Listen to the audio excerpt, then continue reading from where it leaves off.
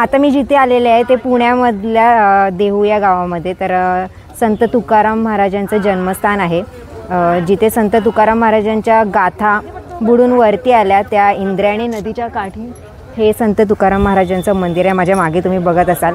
आणि इथून आषाढी एकादशीच्या दिवशी या संत तुकाराम महाराजांची पालखी पंढरपुरामध्ये जाते. आता पालख्या निघालेल्या आहेत आणि त्या 2 दिवसामध्ये पंढरपूरला पोहोचणार आहेत. तर आता आपण इथे जाऊन दर्शन घेणार आहेत संत तुकाराम महाराजांचं.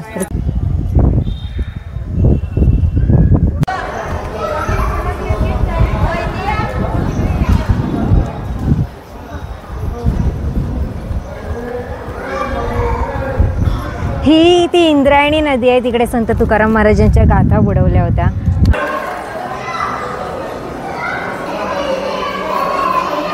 इंद्रायणी नदी आहे, तिथे संत तुकाराम महाराजांच्या गाथा बुडवल्या. इंद्रायणी नदीच्या काठीच त्यांनी उपोषण केले, पण त्यांच्या गाथा काय वरती आल्या नाही. आल्या असं म्हणतात, पण त्या आल्या त्या सर्व लोकांच्या मुखामधून, कारण की त्यांच्या गाथा गेल्या, पण त्यांच्या ज्या गाथा सर्व माणसांच्या हृदयामध्ये त्यांनी घर करून राहिल्या होत्या. आणि त्याच गाथा इथे तुकाराम महाराजांचं मंदिर आहे त्यांचं, आणि त्या मंदिराच्या सर्व बाजूने त्या गाथा तिकडे लिहिलेल्या आहेत. आता तिकडे आतमध्ये फोटो काढण्यास मनाई आहे म्हणून मी फोटो नाही काढला, पण पूर्ण गाथा त्या भिंतीवर लिहिलेल्या आणि लोकांच्या मनामध्ये त्या गाथा अजून जिवंत आहेत.